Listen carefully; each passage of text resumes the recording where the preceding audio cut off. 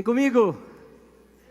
Tema de hoje: Deus tem cuidado de nós. Vamos falar juntos isso? Deus tem cuidado de nós. Gente, Ele é bom, Ele é bom, Ele é bom. Ele é bom. Ele cuida de nós.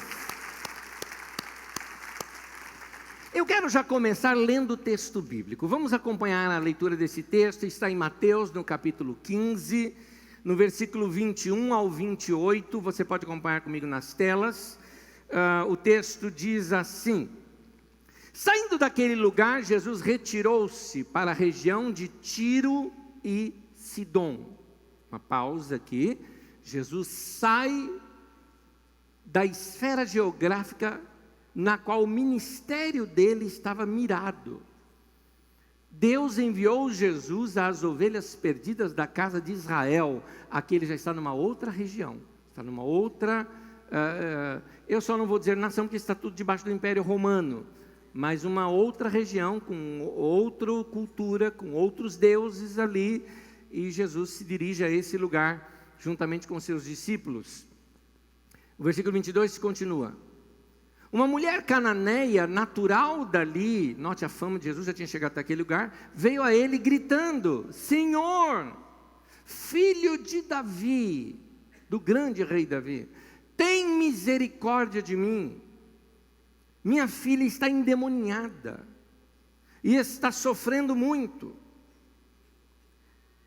Aqui o texto começa a ficar estranho na minha leitura. Eu confesso para vocês que eu sempre tive dificuldade de entender esse momento aqui de Jesus nesse texto, que nós vamos explicar mais adiante. Continua a leitura. A mulher clama a Jesus e diz assim: Mas Jesus não lhe respondeu palavra. Então seus discípulos se aproximaram dele e pediram: Manda embora, pois vem gritando atrás de nós. Ele respondeu: Eu fui enviado apenas às ovelhas perdidas de Israel. A mulher veio, adorou-o de joelhos e disse: Senhor, ajuda-me. E ele respondeu: Não é certo tirar o pão dos filhos e lançá-lo aos cachorrinhos. Disse ela, porém: Sim, Senhor, mas até os cachorrinhos comem das migalhas que caem da mesa de seus donos. Jesus respondeu: Mulher, grande é a sua fé, seja conforme você deseja. E naquele mesmo instante, a sua filha foi curada. Até aí. Queridos, eu sempre tive dificuldade de entender esse texto, porque nesse texto, numa leitura rápida que nós fazemos, parece que Jesus foi mal educado. Além de mal educado, um pouco arrogante, mal educado, não tratou bem uma mulher. E essa expressão, não é certo tirar o pão da mesa e dar aos cachorrinhos, dá a impressão que Jesus está chamando a mulher de cachorrinho, não é? Dá essa impressão. Mas essa é uma impressão que nós temos na nossa leitura dos textos. Por isso que os textos das Escrituras Sagradas, pela distância que tem com a gente, na sua escrita, do seu momento histórico onde foram escritos, precisa-se que pessoas se debrucem sobre esses textos, estudem esses textos, verifiquem esses textos e comecem a tentar trazer para a gente esse texto dentro do contexto, que é o que nós chamamos de exegese bíblica, onde nós entramos dentro do texto e começamos a abri-lo aqui para compreender melhor o texto. Antes da gente explicar essa expressão de Jesus sobre os cachorrinhos, deixa eu te mostrar uma coisa importante de você ver aqui no texto. Se Jesus agisse dessa maneira, como nós temos a primeira impressão, arrogante, não dando a mínima para a mulher gritando, ele falou: eu não vou dar pão para cachorrinho, né? Não bate com o Jesus que a gente lê nas Escrituras. Não bate também com o coração e o caráter do nosso Pai Celestial, que Jesus vem falando dele o tempo todo, um Pai amoroso, tão amoroso que ama até os inimigos. Então, não bate. Ora, a partir daí já começa a minha chave de interpretação da leitura. Não é o texto que está errado, é meu entendimento do texto que está faltando alguma chave aqui, para que eu compreenda um pouquinho melhor o que é esse momento que Jesus está passando. Para nós entendermos duas coisas que são importantes. Primeiro, entender o lado da humanidade de Jesus. Nós cristãos, principalmente da Idade Média para cá, nós deificamos demais o homem Jesus. Jesus, quando veio ao mundo, veio como homem. Ele era 100% Deus e 100% homem, mas tudo que ele fez como homem. Em Filipenses fala que ele se esvaziou da sua divindade. Então, quando ele habitou entre nós, o verbo se fez carne, Jesus andou conosco aqui como qualquer outro ser humano. Sendo ser humano, Jesus tinha conflitos. Jesus chorou. Jesus, interessante, ele chora de compulsão diante de um amigo que morreu e que depois ele ainda ressuscita o cara. Quer dizer, você nota que é humano a expressão que passa ali. Jesus chorou, Jesus riu. Tem um momento que os discípulos voltam contando uma situação, quando ele treinou os discípulos saíram para evangelizar de cidade em cidade e voltaram contando os testemunhos. Diz o texto que Jesus exultou no Espírito. Eu acho interessante que a palavra usada ali é uma palavra como alguém que deu um pulo de alegria, quase que um pulo de rodopio, quase que um yupi, entendeu? Foi isso que Jesus fez. Então, você vê o lado humano de Jesus em muitos textos. Por que não nesse? Nesse texto, nós temos aqui um homem em conflito. Jesus estava diante de um conflito. Qual era o conflito dele? O Pai o enviou para as ovelhas perdidas de Israel. Jesus não foi enviado para pregar o evangelho a toda criatura. Quem foi enviado para pregar o evangelho ao mundo inteiro são os discípulos de Jesus, não Jesus. Jesus tinha pouco tempo de ministério, seu ministério durou 3 anos a 3 anos e meio, e nesse tempo ele tinha que concentrar na formação daqueles discípulos e trabalhar algumas coisas em Israel, para estabelecer uma base, lançar um fundamento, e aí então vir a igreja. Jesus tinha que ser objetivo. Ele nem estava no seu território, talvez ali fosse um momento de retiro com seus discípulos, e aí Jesus não queria ser um curandeiro por aí, esse não era a intenção de Jesus. E ele está em conflito, porque o pai diz para ele: eu quero que você se concentre nas ovelhas perdidas de Israel. E aquela mulher não era. E assim, eu quero ajudar a mulher, mas eu não posso. Não é o meu chamado. Deus não me mandou para isso. E o conflito que esse homem está passando. Interessante que no conflito cita uma coisa que é muito característica dos homens. Aqui eu abro um parêntese para que vocês, mulheres, entendam um pouquinho agora o nosso mundo masculino. Tem umas coisinhas do mundo masculino que é importante você saber. Aqui do texto diz que o homem ficou em silêncio. O homem em silêncio é diferente da mulher em silêncio. Diferente. O pessoal está rindo porque duvida que a mulher fique em silêncio, né? Não, não é verdade, não é verdade. Fica assim. Agora, quando a mulher está em silêncio, você já sabe o que é, não é? Quando a mulher fica em silêncio, é porque ela tem alguma coisa contra que ela quer falar. Por isso que ela fica em silêncio. O marido chega para a mulher e fala: você está quieta. Uhum. Aconteceu alguma coisa? Não. Fiz alguma coisa? Nada. Quando ela fica em silêncio, ela quer falar alguma coisa. O homem, quando fica em silêncio, não é isso. O homem, quando fica em silêncio, é porque ele está em conflito e não sabe o que fazer. Homem é monotarefa, homem não é multitarefa. Ele só consegue fazer uma coisa de cada vez. Aí enroscou, ele para. Tem uma historinha que um professor meu contava de seminário, que ele falava o seguinte: fica com cara de vaca quando vê porteira nova. Tem lá o gado e toda vez vai lá o gado e chama o gado para alguma coisa, e o gado vai e passa para aquela porteira. Um dia você vai lá e pinta aquela porteira, a vaca vai andando, ela para e fica... E fica olhando, está diferente. O homem, quando ele não sabe a decisão que ele precisa tomar, ele se cala. Aí entra o conflito, porque na cabeça da mulher ficou quieta porque tem alguma coisa. E o homem, quando ele fica quieto, é porque ele não tem nada. É porque exatamente ele não sabe o que fazer. Então o homem está quieto, a mulher fala: o que você tem? Ele fala: nada. Não, você tem alguma coisa? Não, nada. Me fala, o que você quer falar para mim? Fala para mim agora. Ele falou, nada. Eu só não sei o que eu vou fazer. Estou com um problema lá no trabalho, eu travei. Pam. Sabe tela de computador, quando trava, você pam, parou. Não consigo fazer nada. Jesus, nesse momento, no seu lado humano, está, entenda que a minha expressão, travado. Ele está em conflito.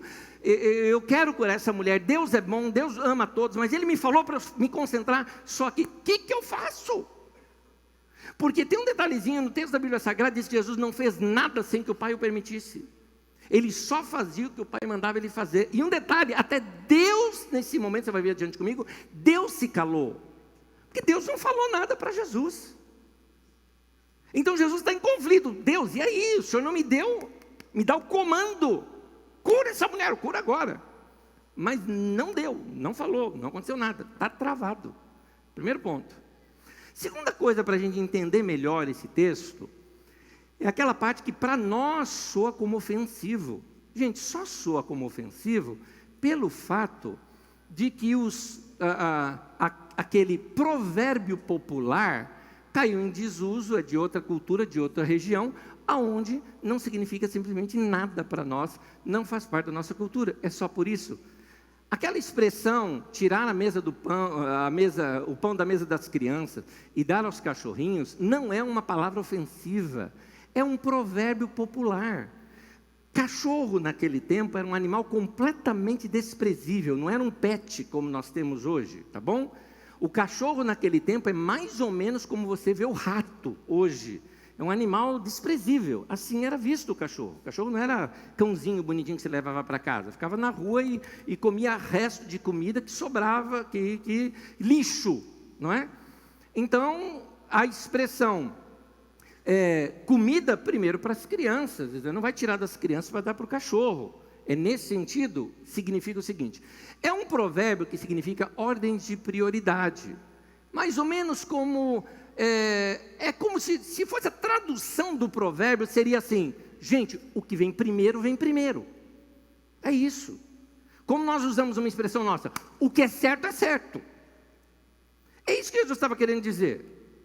Jesus estava querendo mostrar o seguinte, eu fui chamado para as ovelhas de Israel, eu tenho que ir primeiro para as ovelhas de Israel, eu tenho que ir lá, eu não tenho autorização, mulher, eu não posso tirar daqui e pôr ali, porque eu não tenho essa autorização, e eu estou nesse conflito, esse momento de conflito de Jesus, por isso que ele se cala, por isso que ele continua andando.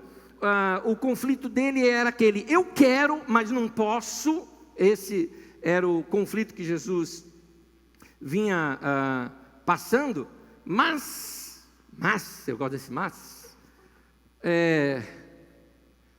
há um momento em que a cena muda, e esse momento é quando a mulher chega assim para Jesus e fala, não, entendi, mas os cachorrinhos comem das migalhas que caem da mesa. Ou seja, Jesus, deixa cair uma migalha aqui, você não precisa nem parar, deixa cair uma migalha aqui que eu pego e minha filha vai ser curada. Ela estava com fé de que Jesus não precisava parar, ir lá, orar por sua filha, não precisava nada disso, Jesus, solta uma migalha aí, a minha fé é essa, que se o Senhor falar qualquer coisa, minha filha vai ser curada. É naquele momento que a cena muda de uma maneira. Você nota isso no texto? O que eu noto no texto, que eu imagino no texto que Jesus está tenso, talvez até, dá para notar que os discípulos vêm falar com ele, ele continua, né? Ele está tenso, essa mulher vem, ela se joga, ela se prostra, ela fala, Jesus fala aí, não é possível, olha, o que é certo, eu não posso fazer isso, mas ela falou, então deixa cair uma migalha, e resolve tudo para mim. Naquele momento, eu imagino, Jesus abriu aquele sorrisão, aliviado, entendeu que ele não estaria fora do propósito do ministério dele ali, continuaria seguindo, obedecendo a Deus, e que aquela mulher, só ali de pegar das migalhas que caíram, das suas palavras ali, aquilo já seria suficiente. Ele se alivia naquele momento. Diz o texto, coloca o texto para mim, diz assim, mulher, grande é a tua fé, seja conforme você deseja. E naquele mesmo instante a sua filha foi curada. O lindo disso é que Jesus, naquele momento ele percebe assim na mulher: eu não preciso fazer nada, a fé dela já é suficiente para isso. Ele viu a fé dela, e ele falou: a fé dela é suficiente para isso. Se a fé vem pelo ouvir e ouvir a palavra de Deus, o que Jesus conclui é que Deus tivesse falado no coração dessa mulher. Então Jesus falou: está tudo ok. O Pai, fez isso. Saiu-se a tensão. Jesus ouviu a oração foi respondida. Deus atendeu uma pessoa que até nem tinha aliança com Deus, no entanto Deus atendeu da mesma maneira. É dessa história que eu quero mostrar para vocês aqui 2 lições importantes que vão ser muito práticas para nós no nosso dia a dia. E a primeira que eu falo com vocês é a seguinte: primeiro, o tempo de Deus não é o nosso tempo. O silêncio ali de Jesus revela muito do seu conflito. Mas no texto também, depois de estudá-lo dessa maneira, a gente percebe que há o silêncio de Deus também ali, porque Deus não fala nada ali com Jesus. E o silêncio de Deus serviu para provocar a fé daquela mulher. O silêncio de Deus é uma ferramenta para provocar a nossa fé. Meu irmão, há momentos na vida da gente que a gente está pedindo algo, está insistindo com algo e parece que os céus se calam. E Deus sabe que aquele silêncio dele é importante para te provocar, para que você insista. Se toda oração que a gente faz já fosse respondida antes mesmo da gente fazer, vamos dizer assim, ou seja, se nem precisasse fazer oração, se todo problema que você tem Deus já resolvesse, se qualquer necessidade que você tivesse, qualquer enfermidade, imediatamente já está curado, se qualquer problema de conflito que tivesse já fosse resolvido sem sequer você orar, ou então a gente não daria valor algum para Deus, para comunhão, para relacionamento, para nada na vida da gente. Então a gente precisa passar por alguns conflitos para mudar a maneira como nós lidamos no nosso relacionamento com Deus. Porque o que Deus quer da gente? O que Deus quer com a gente é comunhão. Ele quer nossa atenção, Ele é pai que quer relacionamento com o filho. Se o filho está distraído, ele fica quieto, até o filho se perceber da ausência do pai, vamos dizer assim, e volta a conversar com o pai, e volta a falar com o pai, e se aproxima do pai novamente. Se Deus está em silêncio com você por um tempo, meu irmão, saiba que Ele está querendo chamar a tua atenção para uma comunhão mais profunda, para que você perceba alguma coisa que você não está percebendo. Deus está provocando a sua fé. Creia mais, insista mais, fala mais comigo. Você está andando muito no piloto automático. Você está achando que tua vida vai assim de qualquer jeito, e Deus está querendo te trazer para um tempo mais próximo para Ele. Deus não precisa da demora, nós é que precisamos. Algumas vezes você pede alguma coisa, Deus poderia responder ali mesmo, para Ele não faz diferença alguma, mas para você faz. Então às vezes Deus usa essa demora para tratar o nosso coração, porque Ele conhece o nosso coração, mas somos nós que precisamos conhecer de fato como é o nosso coração. Você já teve em alguma situação em que você sente que você está com pressa, e parece que Deus não está com pressa nenhuma? Situações assim são situações de treino para nós. É por isso que eu queria analisar com vocês aqui alguns textos, e eu começo com o texto de Isaías 64. Isaías 64, o livro do profeta que nós estudamos recentemente, versículo 4 diz assim: porque desde a antiguidade não se ouviu, nem com os ouvidos se percebeu, nem com os olhos se viu, Deus além de ti, que trabalha para aquele que nele espera. Maravilha. Meu irmão, a verdade é que enquanto você está esperando, Deus está agindo, Deus está trabalhando.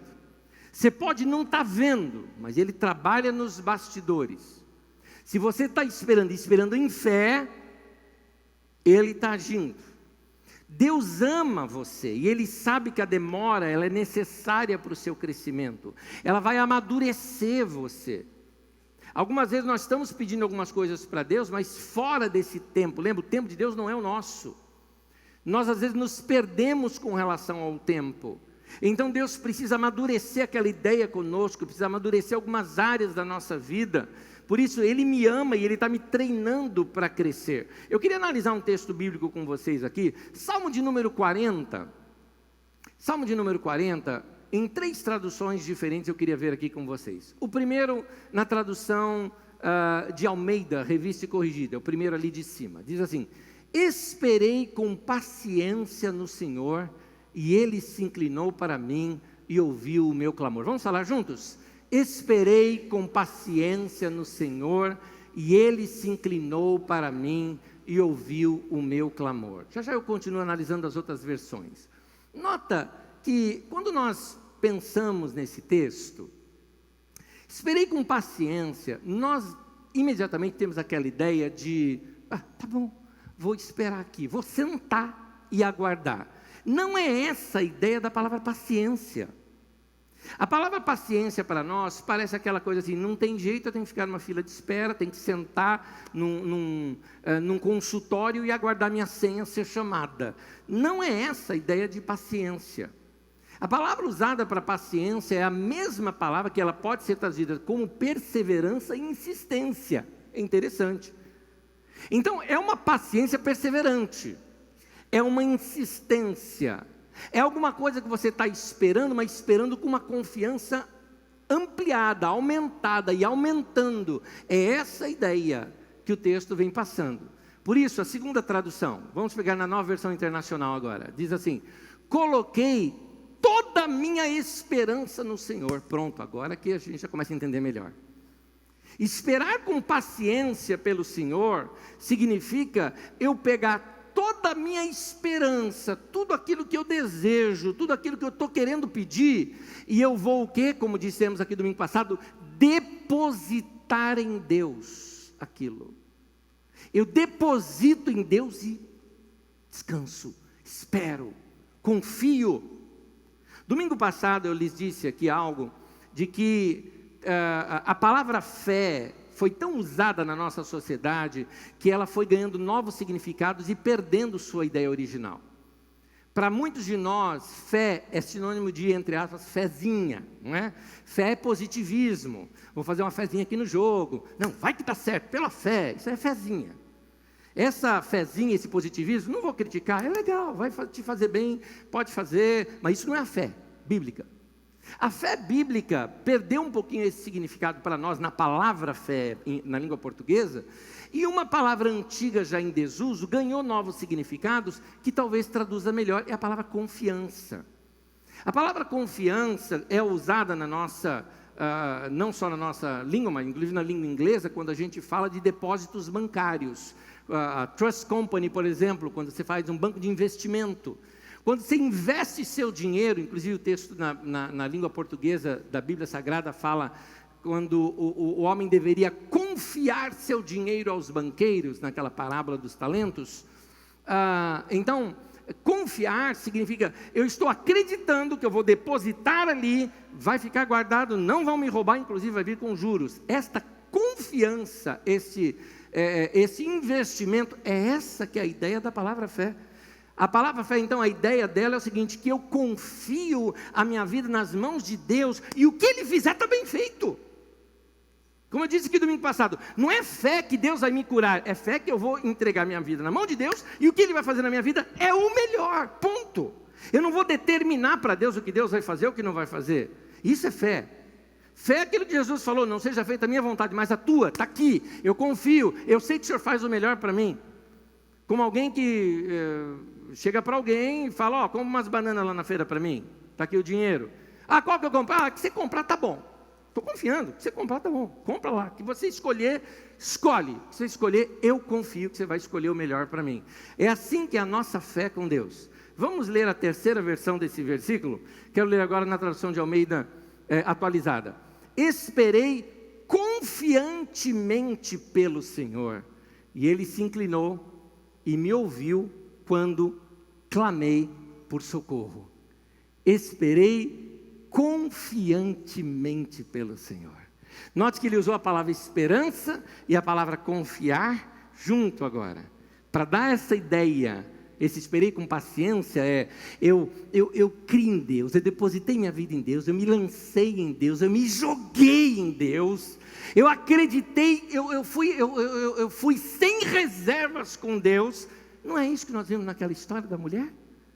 A mulher vem, ela pede para Jesus, ela sabia que Jesus não podia atendê-la, ela não é de Israel, ela não tem aliança com Deus, ela é de uma outra nação, mas ela quer pela filha dela. Jesus não está ouvindo, ela grita mais alto, Jesus não está ouvindo, ela vai na frente de Jesus, se joga no chão, entendeu? Ela se joga, ela adora, ela fala, Jesus argumenta, ela argumenta em cima, e Jesus fala, é isso. Ela se lançou até o último momento, ela deu tudo, ela confiou tudo em Deus. Isso é fé, meu irmão, isso é confiança, é isso que Deus quer de nós. É por isso que às vezes a demora é para trabalhar isso no nosso coração. Porque algumas vezes nós somos, sabe o quê? Filhinho mimado. Vai ser de casa, Deus, eu estou esquecendo já, né? Estou pedindo uma coisa aqui para o Senhor, faz lá o seu pedido, vai embora, nem lembra mais o que pediu. É diferente de pessoas que pegam aquilo que está precisando, leva diante de Deus com toda a seriedade, fala de todo o coração, lança, acredita. Com algumas pessoas que eu conheço, que elas têm um caderno de oração, elas anotam tudo que ora. E cada vez que Deus responde, vai lá e, é o caderno dos testemunhos. Eu lembro de uma senhora que falava isso para mim, é o meu caderno dos testemunhos. Cada um desses foi atendido pelo meu Deus. Depositei, confiei toda a minha esperança no Senhor. Isso é fé, amém? E isso é marca de maturidade. Criança não sabe esperar. Criança confunde não, ou ainda não com não, né? Você quer alguma coisa? Ainda não. Tá bom, então não vai vir nunca. Não, criança confunde. A maturidade faz a gente saber esperar, saber o tempo certo é importante para a sua vida cristã. Querido, muitas vezes você pode estar esperando pela coisa certa, mas no tempo errado. E a minha pergunta é, você vai confiar em Deus? Você vai confiar nele? Talvez algumas pessoas tentam apressar as coisas de Deus. Não faça isso. Você tem vários exemplos bíblicos. Deus chegou para Abraão e falou, eu vou te dar um filho. Vai lá ele e a Sara, tem uma ideia mirabolante. Deu no que deu problema, que foi o outro filho que Abraão gerou como uma escrava, para substituir a promessa que Deus tinha dado para ele, porque ele não confiou. E um detalhezinho, tá? Entre o nascimento daquele filho, Ismael, até o nascimento de Isaac, nós temos algo em torno de 14 anos, o que significa que Deus ficou quieto com Abraão, 14 anos. 14 anos, falou, Abraão, 14 anos aqui, fica aí, espera aí, você vai esperar agora. Agora imagina um homem que está ficando velho, tem uma promessa de um filho, e Deus fala, agora você vai esperar mais um tempo ainda. Deus precisava trabalhar no coração dele. Querido, quando nós não entendemos o tempo de Deus, nós corremos o risco de gerar outras coisas. Por exemplo, Moisés começou a perceber no coração dele um chamado para ser o libertador do povo. Um dia ele viu um egípcio batendo num hebreu, ele foi lá e matou o egípcio. O que aconteceu? Moisés estragou tudo. Vai de novo lá. Vai lá, vai ficar guardado um tempo. 40 anos levou, até que Moisés desse novamente um passo em direção ao chamado de Deus na vida dele. Então, é importante nós sabermos esperar. O tempo de Deus não é o nosso tempo. O tempo de Deus não é o nosso tempo. O tempo de Deus não é o nosso tempo. É por isso que a gente precisa se sintonizar com Ele, ter comunhão com Ele, para entender e saiba, o dele é o melhor. Por isso que a gente tem que se sintonizar com Ele. Amém, queridos? Segundo e último, as soluções de Deus são melhores do que as nossas. As soluções de Deus são melhores do que as nossas. O que eu quero te falar é que às vezes nós queremos ditar para Deus o que Deus deve fazer. Algumas pessoas ditam regras para Deus na oração. Deus, faz tal coisa para mim, mas desse jeito. E aí Deus fala, mas eu tenho uma outra maneira de fazer. Quando Jesus cita, vamos voltar ao texto original lá, que nós lemos, inicial. Quando Jesus cita, não é certo tirar o pão dos filhos e lançá-lo aos cachorrinhos, ele está querendo dizer algo assim, olha, o que vem primeiro, vem primeiro. Essa aqui é a ordem das coisas. Eu fui enviado para o povo de Israel, e você não é. Então eu não posso atender. Mas, atendeu. E aí? Ele disse que a regra era servir o pessoal de Israel primeiro, depois os outros. Só que ele não fez isso. Ele atendeu. Eu aprendi uma coisa aqui nesse texto, que eu quero passar para vocês. Primeira coisa é que Deus é o único que pode mudar as regras. Só Ele pode fazer isso. Mas, presta atenção, por causa da sua misericórdia e compaixão, Deus pode fazer coisas não convencionais. Às vezes nós estamos crendo em Deus e como a nossa mente só trabalha de modo lógico, a gente só consegue imaginar a solução daquele problema de um modo convencional. E Deus quer te mostrar que Ele pode fazer aquilo de uma maneira que você não imagina na qual Ele pode fazer. Olha quantas vezes isso acontece na Bíblia. Por exemplo, entre os judeus a regra era, não podia fazer nada no sábado. Nada, nada, nada. Não se trabalhava, não se andava, não se cuspia no chão. Você tem uma ideia? Não se tirava um fio branco de cabelo no sábado. Não fazia nada disso. Então, não pode curar no sábado. Só que Jesus curou. Jesus curou no sábado. E ele encontra argumento, inclusive. Ele falou, seu filho vai lá. Seu filho cai num poço, você não vai salvar no sábado? Vai, então, tá bom. Então eu vou curar no sábado.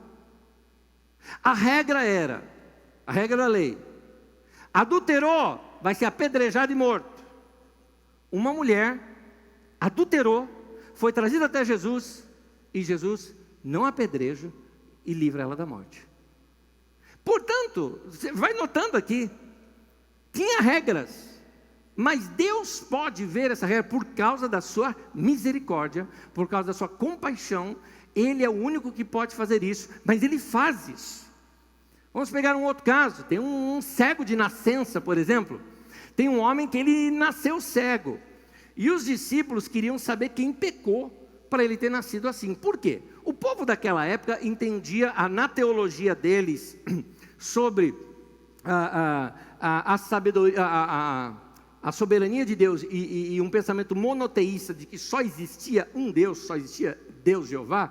Na ideia deles, então, eles não encaravam muito essa coisa, foi o mal, foi o diabo. Para eles, bem ou mal, o que acontecesse que fosse, era Deus. Deus criou bem, Deus criou mal. Essa era a ideia teológica desse povo.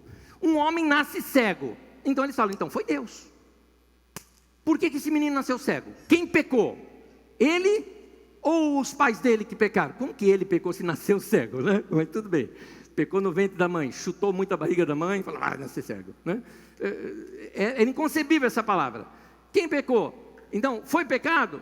Então, essa obra, o homem nasceu cego. Para ele, se o homem nasceu cego, era um castigo de Deus. Foi Deus que fez. E vai lá Jesus e desfaz isso. Jesus vai e cura o cego. Assim, não tem ninguém culpado nesse caso. Foi lá e curou o cego. Nota que ele tem caminhos que não são os nossos. Uma mulher se aproxima de Jesus e ela sofria de um forte fluxo de sangue. Ela tinha ali uma menstruação crônica. E naquele tempo, essa situação era uma situação de impureza. Ela não poderia tocar em ninguém. Em quem ela tocasse estaria cerimonialmente impuro. Jesus estava ali para ensinar. Se ela tocasse em Jesus, cerimonialmente, Jesus estaria impuro. Seria uma grande desfeita daquela mulher para com Jesus, uma forte falta de respeito para com Jesus. E tem mais, a multidão ia linchar aquela mulher, porque vieram todo mundo para ser curado por Jesus, ouvir Jesus ensinar, e aquela mulher com fluxo de sangue toca em Jesus. Jesus não pode fazer mais nada disso por pelo menos uns 7 dias. Ela ia ser linchada. E a mulher, ela começa a acreditar, não, se eu tocar em Jesus eu vou ser curada. Ela vai e toca, em segredo, sem ninguém saber. Jesus para tudo e fala, alguém me tocou. A mulher falou: ih, danou. E Jesus começa a olhar e procurar. E Pedro e os outros, Jesus, um monte de gente se tocou, Jesus. Você está aqui no meio da multidão, um monte de gente tocando. Não, alguém me tocou de modo diferente. Ele percebeu que dele saía a virtude, saía o poder dele. Quando ele talvez troca os olhares com essa mulher, e a mulher se denuncia, sou eu, talvez ela dizendo: bom, pelo menos eu morro curada. Ela foi curada, mas pelo menos eu morro curada. Jesus olha para ela, abre aquele sorrisão e diz: vai lá, filha, tua fé te curou, menina. Tua fé te curou. Não podia fazer isso, mas aqui a gente pode. Por quê? Porque eu decido. É Deus que decide essas coisas. Essa é a misericórdia de Deus. Meu irmão, o que eu quero falar é para você. Eu estou dizendo isso para você. Quem te disse que não tem mais jeito? Você talvez esteja pensando igual Marta, irmã de Lázaro, quando ficou sabendo, quando Jesus chegou, quando ficou sabendo que Jesus veio, que foi ao encontro de Jesus, a primeira coisa que ela fala: Jesus, você já curou tanta gente, Lázaro era teu amigo, e ele morreu. Se o Senhor tivesse aqui, Lázaro não teria morrido. Em outras palavras, agora acabou, morreu, não tem mais jeito, não tem solução. Ela não sabia que Jesus tinha poder para ressuscitar aquele morto. Ela não sabia disso. Deus tem ideias que nós não temos. Deus tem soluções que nós não temos. As soluções de Deus são melhores do que as nossas. Jesus vai ali diante do túmulo de Lázaro, manda remover a pedra, dá uma palavra de ordem e diz: Lázaro, sai para fora. E duas coisas acontecem: o homem ressuscita e é curado, porque se ele não fosse curado, morria de novo, né? Então, Jesus faz isso só com sua palavra. Quem poderia imaginar que iria ressuscitar um morto? Deus conhece caminhos que nós não conhecemos, irmãos. Por isso, vale a pena insistir. Aquela mulher perseverou, porque quem sente, querido, quem sente a fé bater lá no fundo do coração, não desiste. A hora que você percebe, não chegou, mas está chegando no ponto, é para continuar mais um pouco, eu não vou parar, vale a pena insistir. Deus é bom, Deus é misericordioso, eu não sei como Ele vai fazer, mas eu vou insistir. Ele tem soluções que eu não tenho. Eu não vou ditar as regras para Ele, eu vou confiar minha vida nas mãos dEle. Gálatas 6, versículo 9: no tempo próprio colheremos, se não desanimarmos. Desanimar, ânimo, vem da palavra alma. Alma significa nossas mente, vontade, emoções. Se eu não tirar, desanimar é deixar para lá. Tirei da minha mente, tirei da minha cabeça, tirei dos meus sentimentos. Mas enquanto eu mantiver lá na minha mente, na minha cabeça, nos meus sentimentos, nos meus pensamentos, na minha insistência, eu não estou desanimado, eu estou firme na fé, e no tempo certo eu vou colher, diz aqui a palavra de Deus. Amém? Tem gente que desiste um passo de receber a colheita, plantou tantos anos, fez investimento, mas desiste. Meu irmão, não desista da sua oração. Mãe, não largue dos seus filhos na oração, insista até o último momento. Ah, mas meu filho está agora andando com má companhia. Não desista, insista, persevera, vai até o fim, guarda a tua casa, ora, busca Deus, insiste, se lança aos pés de Jesus. Se Ele fez isso para uma estrangeira que não tinha aliança com Deus, quanto mais Ele fará para nós que somos filhos, temos aliança com Ele e o conhecemos ainda bem melhor do que aquela mulher o conhecia. Eu quero terminar, convido você a ficar em pé e ler comigo ainda. Eu tenho 2 textos para ler, você lê em pé comigo. Texto de Hebreus, no capítulo 10, versículo 22 e versículo 23, diz assim: sendo assim, aproximemo-nos de Deus com um coração sincero e com plena convicção de fé, E apeguemo-nos com firmeza à esperança. Eu vou guardar, eu vou esperançar. Pois aquele que prometeu é fiel. É o nosso Deus. Ele é bom.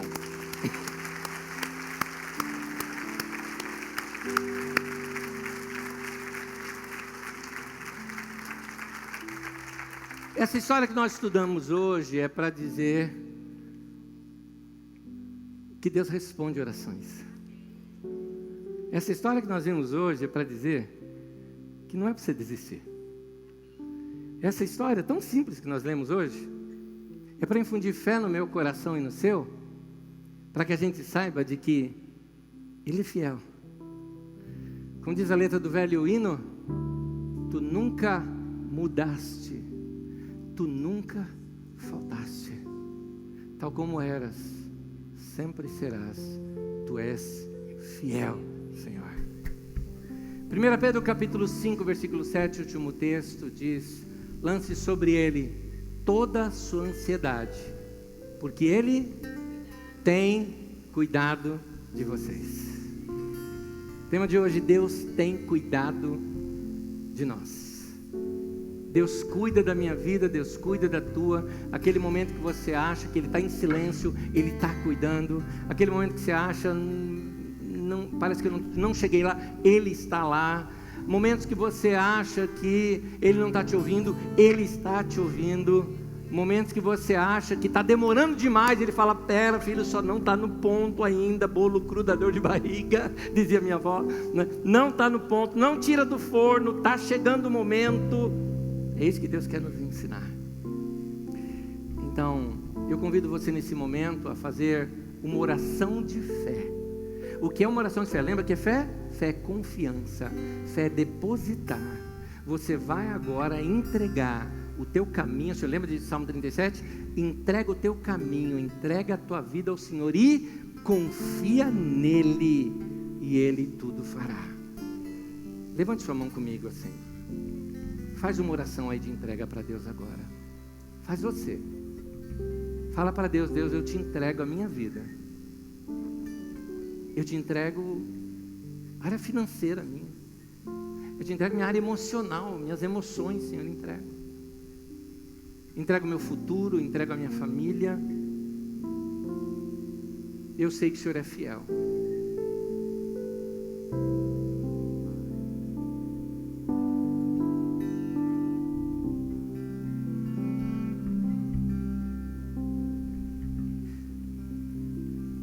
Canta comigo. Tu és fiel, Senhor, meu Pai celeste, pleno poder aos teus filhos darás. Nunca mudaste, tu nunca faltaste, tal como sempre serás. Tu és fiel. Tu és fiel, Senhor. Tu és fiel, Senhor.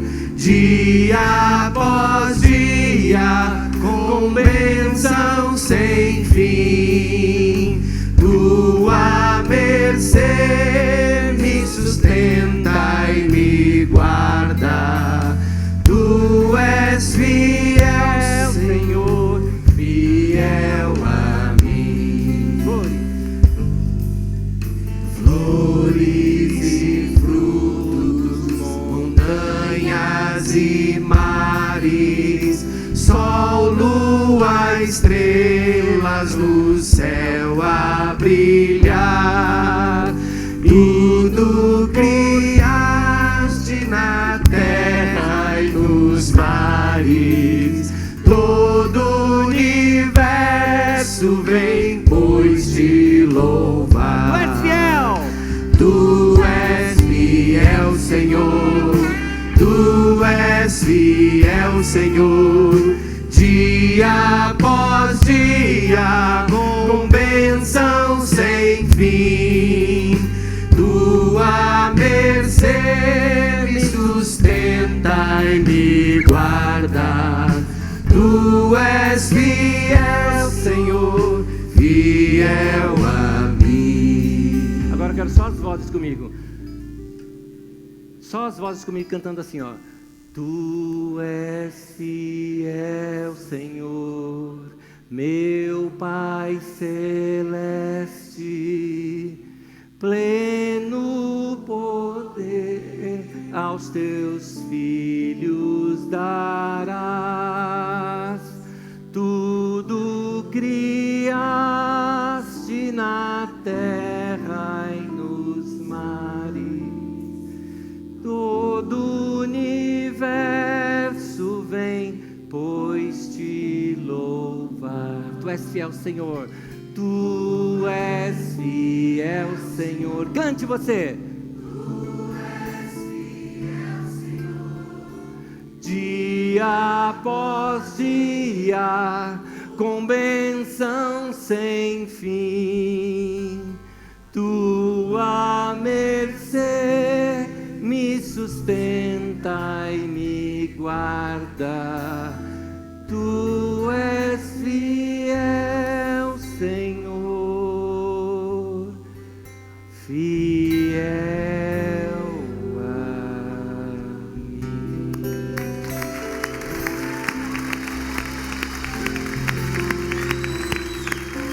Tu és bom e a sua misericórdia dura para sempre. Aleluia. Amém.